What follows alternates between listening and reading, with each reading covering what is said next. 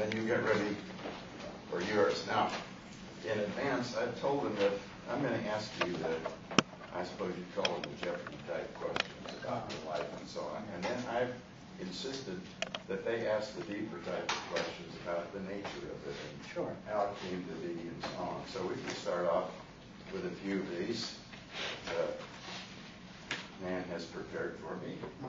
Okay. First of all, where did you grow up? I grew up outside of Pittsburgh in western Pennsylvania, a small town called Beaver Falls. And you're from there? I'm from Squirrel Hill. Oh, really? Okay. Yeah, I know Squirrel Hill very well. Yeah, nice area.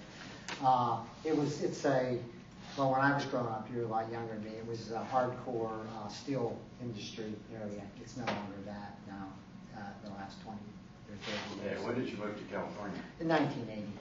So over what day? January 11th I got here. It was a Friday. The Friday, okay. I knew that. When did we first make contact?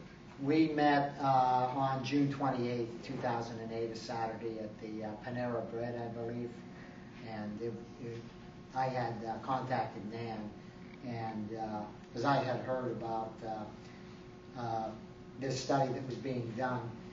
It always had become a kind of a little game, like I'd meet people at work or something, and they would say, well, he could tell you the day you were born on, the day of the week you were born on. They'd give you my birthday. They'd give him a birthday, and I'd say, oh, that was such and such a day, January 11th, 1982. Oh, that was a Sunday, and then I'd tell him maybe what happened on that day. So a friend of mine had suggested you should try and find my boss. I worked on a show called Deadliest Catch, and my boss said you should try and find the science behind this, and that led me to Dr. McCall. I used to hear about the studies being done here. Don't tell them what you do for a living. I write and produce shows for primarily the History and Discovery Channel. I don't know if you've ever seen Deadliest Catch or Ice Road Truckers and shows like that. So that's kind of basically my background. And now you're not only a memory expert, but you're meeting a producer from Hollywood and Los Angeles. What was the weather like on that day that we met? Well, that's, it's Southern California, it was sunny. It wasn't raining, because it could have been January 11th, but it was very sunny, probably in the 70s or so. Was it in the morning or the afternoon? I stayed overnight. I got in January 9th and stayed with some friends in San Diego, and then I drove up I made sure I missed traffic, because I had lived here before, just briefly, and I knew LA just briefly. But I had, left around 11 o'clock or so, because I knew I would miss all the traffic, and I got in about 1 o'clock in the afternoon that Friday. When did you graduate from high school? 1968, a long time ago. When? May 28th was a Tuesday, 1968. It was a Tuesday, huh? What was the weather like then on your graduation? Actually, it was raining most of the month of May of 68. For some reason, it was just raining a lot. And they moved normally we have our graduation outside there's a small college in my town of Beaver Falls, and normally they would have it outside on the football field. They moved it inside into the field house into the field house for the ceremony that day. So it's been raining on and off. Do you remember the name of the street that the field house was on? Yeah, it's College Avenue. What was your first day of class in college? What was it? It was January 23rd, 1968. It was a speech class. Dr. Kelly was my professor. Were you a good student? I was a decent student. No, I wasn't a great student. I was a decent student. I did well in the liberal art. I did well in history and English and literature, and not so well in the sciences.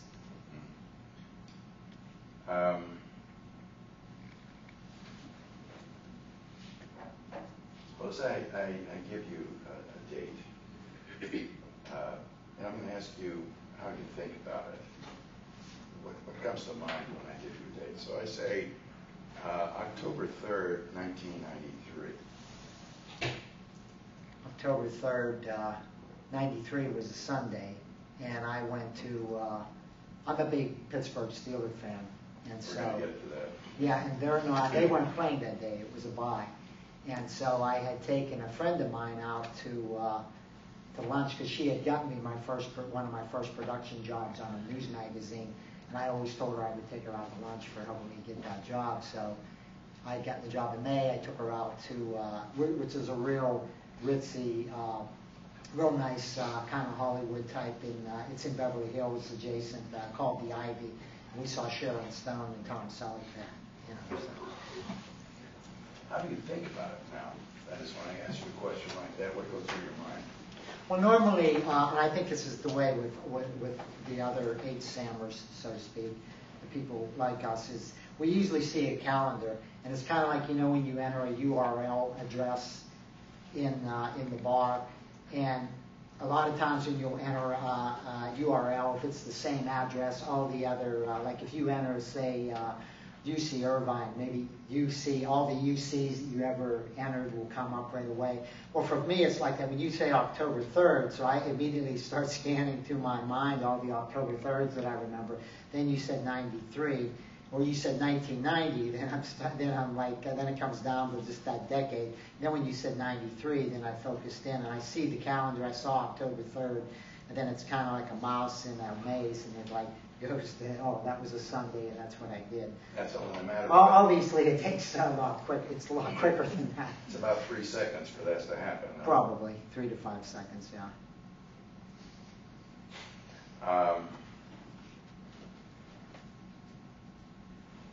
Let me ask you first about a book that you wrote. Unannounced one day, a few years ago, I got the book of Bob. His name is Bob, obviously, it's on the board. How did that come about? Well, I was driving around one Saturday evening. It was January 30th, 1999. And I was driving around, and it's not like I'm always conscious of the date, but then when I think of the date, normally something will just click in my mind, oh, this happened on this day. And I was thinking of January 30th, and I said, oh, two things happened that were kind of memorable for me, good times. And it was the end of the millennium, and I thought, for 2000, I should select, just for me, it's my own, so it's more of a journal. I selected all my most memorable for each day of the year. So most memorable January 1st, most memorable January 2nd. So when I was driving home that year, because there was traffic where I was working, normally if I was stuck on the freeway, so say if it was November 30th and I'm stuck on the freeway, I would just go through all the November 30ths I remembered, and then I would select my most memorable, and I put it in it was kind of a journal, and I called it, because of the acronym, Book of Bob, and then a couple of people wanted to see it, and so after that everybody wanted to read it. It's very personal, obviously. There's a lot of sex, drugs, and rock and roll. So, I didn't pull back. Mainly it was for me, but I figured I have nothing to hide. It's nothing in there that's going to get me arrested either. So. What about November? You said November 30th. It was November 30th, 1989, a good year for you? Well, 1990 was the one I was thinking of, because I had done a comedy show. I used to do stand-up comedy with, I was in a comedy group with Kathy Griffin and Adam Petrella, if you know those people, and friends of mine still. And Adam and I actually did a stand-up. We used to call it, we used to organize stand-up, because Adam did stand-up comedy before he got on the radio and did Love Lines, etc. And we would do organized comedy stand-up, and we called it Bob and Adam's Comedy Jamboree.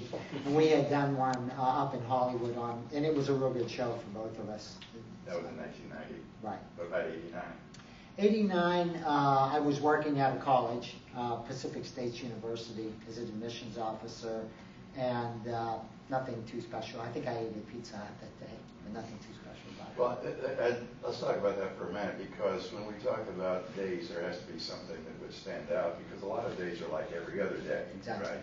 So I could ask you about, let's say, April 14th, 1987, and if that was just an ordinary day, it might not pop into your mind. Is that right? Right. That 87, I was working for a mortgage banking company out in Pasadena. That's a Tuesday. And I remember that because my birthday is on the 28th, so it's 2 weeks before my birthday was on a Tuesday that year. It's real easy to remember. Now, April 14th, 81, ironically, is also a Tuesday. That's when the first shuttle landed back in Southern You're California. making it hard for me because I'm trying to pick out a date that you won't remember.